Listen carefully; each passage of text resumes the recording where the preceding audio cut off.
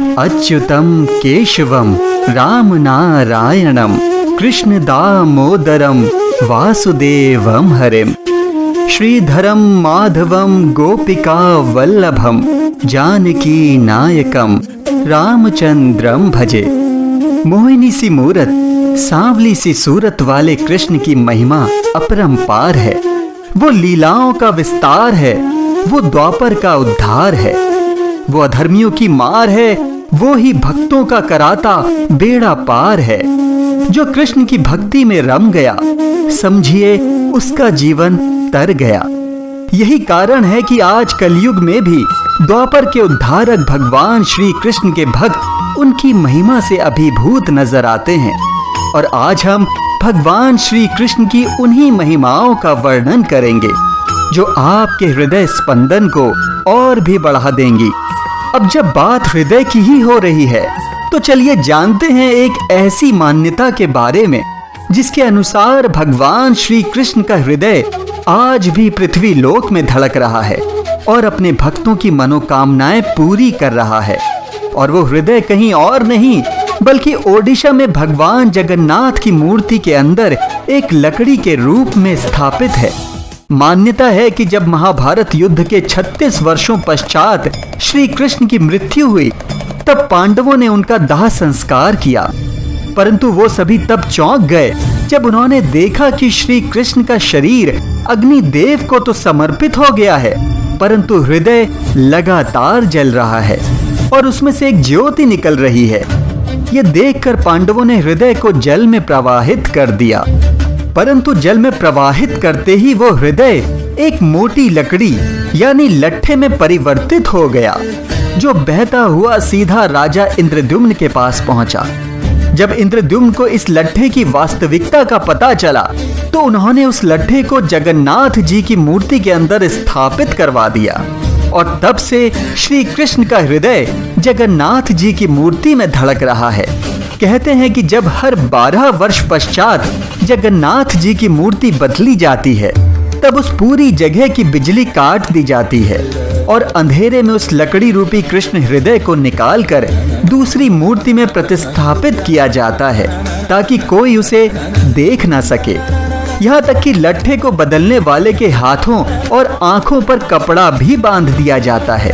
मान्यता है कि जिसने उस लट्ठे को देख लिया, उसकी मृत्यु निश्चित है।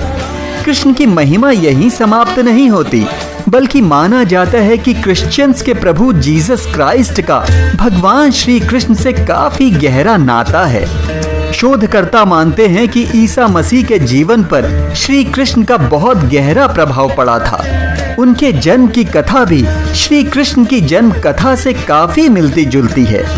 फ्रांस के साहित्यकार और वकील लुइस जैकोलियट ने 1869 में अपनी पुस्तक द बाइबल इन इंडिया में कृष्ण और क्राइस्ट पर तुलनात्मक अध्ययन प्रस्तुत किया है।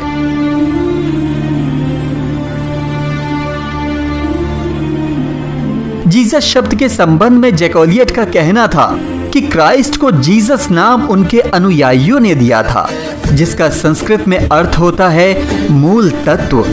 भगवान श्री कृष्ण के बारे में कहा जाता है कि उनके शरीर से सदैव एक मादक गंध निकलती रहती थी, और अगर आपने कभी गोपिका चंदन या फिर रात रानी की खुशबू को महसूस किया है, तो ठीक वैसी ही खुशबू श्री कृष्ण के शरीर से आती रहती थी। और जहां कहीं से भी वो गुजरते थे, सभी उनकी ओर स्वतः ही आकर्षित होते चले जाते थे। इसीलिए उन्हें मनमोहना ऐसे ही नहीं कहा जाता था। माना जाता है कि ठीक वैसी ही खुशबू द्रौपदी के शरीर से भी आती थी। श्री कृष्ण का शरीर जितना कोमल था, उतना ही कठोर वो युद्ध के दौरान हो जाया करता था। कृष्ण 64 कलाओं में दक्ष थे। एक और वो सर्वश्रेष्ठ धनुर्धर थे, तो वहीं द्वंद्व युद्ध में भी माहिर थे। कर्ण और अर्जुन भी उनकी धनुर्विद्या के समक्ष कुछ नहीं थे। एक गणना के अनुसार श्री कृष्ण की मृत्यु 119 वर्ष की आयु में गुजरात स्थित बालका तीर्थ सोमनाथ में हुई थी, जब एक बहेलिया जरा का बाण उनके पैर पर आकर लगा था। बालका तीर्थ में आज भी एक 5000 वर्ष पुराना पीपल का पेड़ है, जो सदैव हरा भरा रहता है। जनाश्रुति है कि जब भगवान श्री कृष्ण ने प्रभास क्षेत्र में अपने कुल का नाश देखा तो वो बहुत व्यथित हो गए और तभी से वहीं रहने लगे। एक दिन वो वृक्ष के नीचे विश्राम कर रहे थे, तभी एक बहेलिये ने उन्हें हिरन समझकर अपना बाण चला दिया। ये बाण उनके पैर पर आकर लगा और तभी श्री कृष्ण ने इसी को बहाना बनाकर अपनी देह त्यागने का निर्णय लिया। कहते हैं उस समय भी श्री कृष्ण पूरी तरह से जवान थे। उनके शरीर का एक भी केश श्वेत यानी सफेद नहीं था और ना ही शरीर में किसी भी प्रकार की झुर्रियां पड़ी थी। पौराणिक मान्यताओं के अनुसार जब त्रेता में प्रभु श्री राम ने वानर राज बाली को छुपकर तीर मारकर उसका वध किया था, तब इस घटना का श्री राम को काफी पश्चाताप था, परंतु बाली का वध करना उनकी मजबूरी भी था।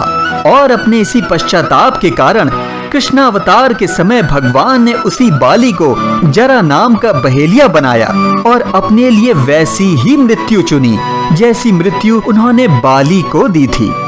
द्वापर युग की बात करें तो इस युग में एक ऐसा युद्ध भी लड़ा गया था जिसका वर्तमान में हम अक्सर नाम सुना करते हैं, और वो है जैविक युद्ध।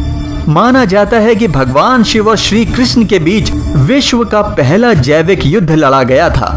जब भगवान शिव ने माहेश्वर ज्वर का प्रयोग किया था तो वहीं कृष्ण ने वैष्णव ज्वर का प्रयोग किया था। दरअसल श्री कृष्ण का पुत्र प्रद्युम्न था और प्रद्युम्न का पुत्र अनिरुद्ध था। अनिरुद्ध की पत्नी उषा शोणितपुर के राजा बाणासुर की कन्या थी।